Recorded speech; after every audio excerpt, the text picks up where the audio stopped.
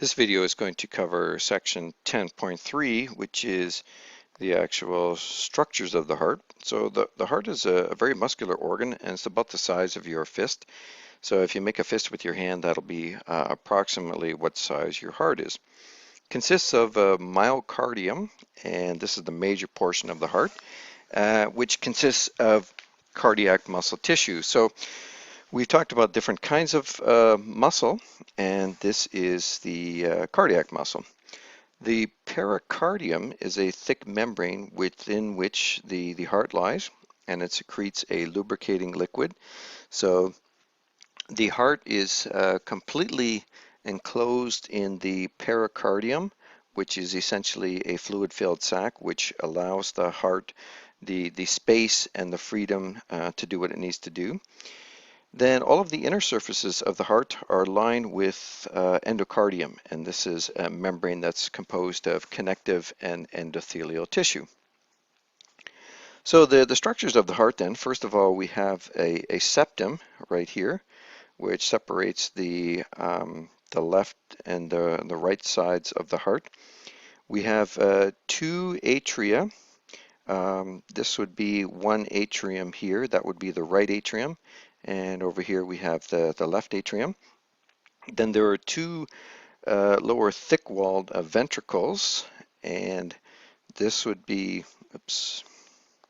this would be the right ventricle here, and then this over here is the left ventricle. We have there are four valves inside the heart. We have two atrioventricular valves, and these are supported by these strong fiber strings called chorda tendineae. So here is the right atrium, and then this would be the right atrioventricular valve, and below it here you can see the chorda tendineae, and they essentially ensure that the valve closes properly and doesn't actually open up back into the atria, which would then allow for backflow. So that's basically the structure of the chorda tendineae. You can see them over here as well on the bicuspid valve, which is between the left atrium and the left ventricle. So on the right side, we have the tricuspid valve, which would be right here. And then on the left side, we have the bicuspid valve over there. Then we have the two semilunar valves, and one is on the right side. This would be it over here, and that lies between the right ventricle and the pulmonary trunk, which is up here. And then we have the aortic semilunar valve, and that's not easily visualized in this particular diagram, and it actually lies, it would be right here. It's kind of behind these other structures here, but that would be the left aortic semilunar valve. So here are some of the other structures and that are labeled in this diagram here. And you can see the chorda tendineae a little bit better over here on this particular diagram.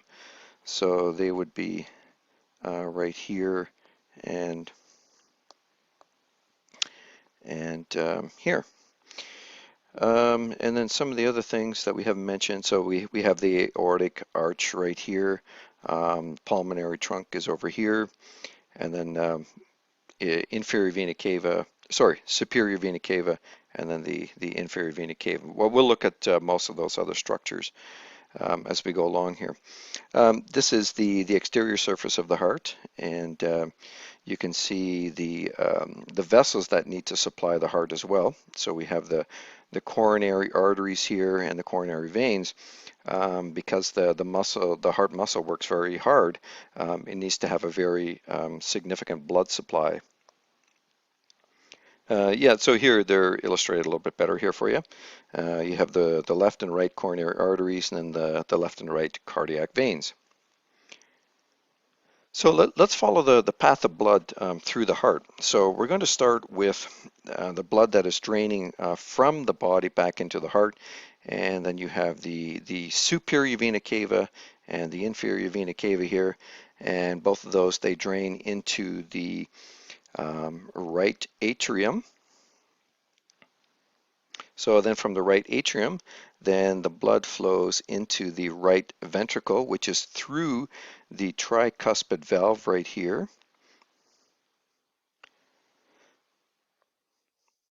Then from the right ventricle, the blood passes through the pulmonary semilunar valve, which would be about right here, and then into the pulmonary trunk, and then goes through the pulmonary arteries. We have a right and left, so pulmonary arteries, that would be the left one, and then this is the right one, which then go to the lungs. So this is oxygen poor blood. And so it's being pumped by the right ventricle to the lungs in order to become oxygenated. So then from the lungs then, so this would be the capillary beds. Here would be the capillary beds in the lungs.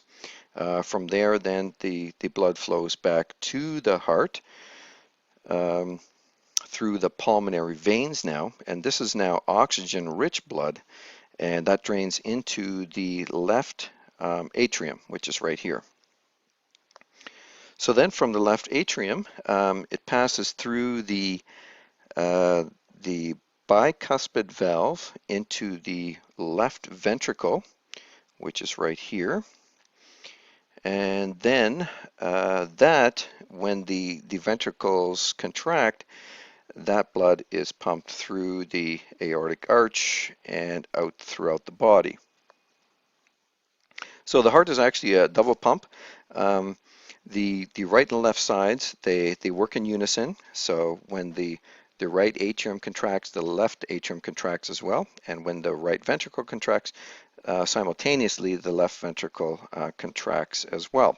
Left ventricle is a slightly larger and more muscular ventricle, as it has to pump blood throughout the entire body. The right ventricle just simply pumps the blood to the lungs, so it doesn't need to be as strong. And here you can see some numbers as far as cardiac output is concerned. And it pumps about 5.25 liters of blood per minute for a person with an average heart rate of about 70 beats per minute. And the pulse is a wave effect that passes down the walls of the arteries when the aorta expands, and it recoils with each ventricular contraction, and can be used to determine the heart rate. There is a simulation on the online resources which also illustrates the flow of blood throughout the heart. So the heartbeat then, this is called a cardiac cycle. So when the heart beats, the two atria contract at the same time, and then the ventricles are relaxed and filled with blood. And actually the simulation doesn't describe how the blood actually flows very well, because it talks about the valves opening which allows the blood to flow. That's not exactly true. It's just simply when the ventricles relax, it just simply draws blood into it, and the blood just simply flows through the valves. They don't actually actively open and close. That's a very passive process that the valves do. And then when the ventricles contract, then you have the other valves, the aortic valve and the pulmonary valve, which are they're basically forced open because the ventricles contract. So it's not like the valves actually actively open and close. They just simply open when there's pressure to force blood through them.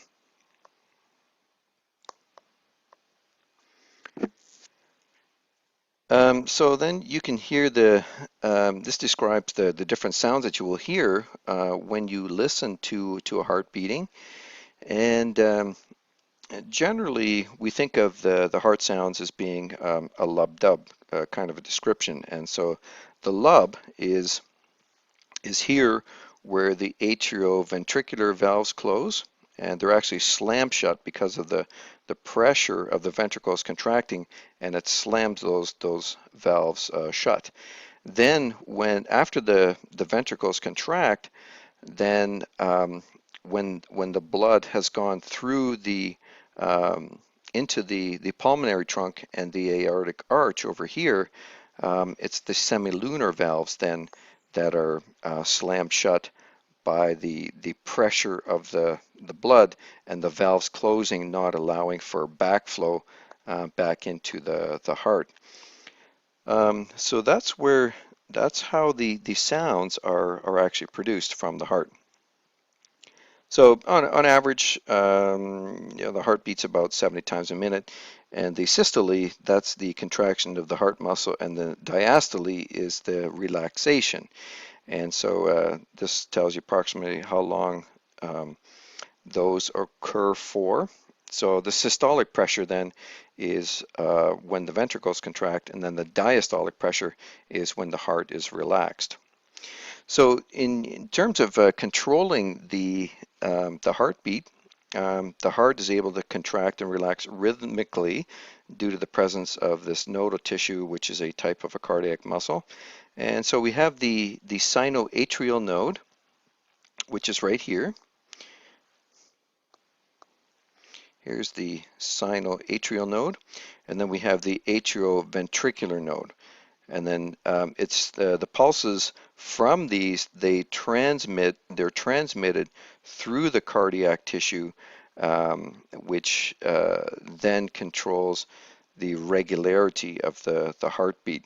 And in fact, the AV node, or the atrioventricular node, it transmits an impulse through specialized cardiac muscle fibers, which is known as the atrioventricular bundle. And then that sends the signal to Purkinje fibers, which you can see on the diagram there, which is how the heart rate is regulated and occurs with a very rhythmic type of fashion. So here again we see this, so the SA node here and the AV node, and then basically the flow of the signal through the cardiac tissue. Then the body also has other ways of controlling the heartbeat, for example, through the medulla oblongata, which is a portion of the brain, and this can alter the heartbeat through the autonomic nervous system. We will be looking at that in a later unit. So the parasympathetic system, it decreases the SA and the AV nodal activity, thereby slowing the heart rate. The sympathetic system, however, it increases the SA and AV nodal activity when active so that the heart rate increases. Also through hormones, epinephrine and norepinephrine, which is released by the the adrenal medulla. This also causes the heart to pump faster and stronger because of the stimulation of the sympathetic system and the release of epinephrine and norepinephrine. For electrocardiogram, this is the kind of signal that you see on an ECG, and there are different parts to it, which we can see here. So we have the P wave, the Q, R, S, and the T, and we will describe them a little bit further here.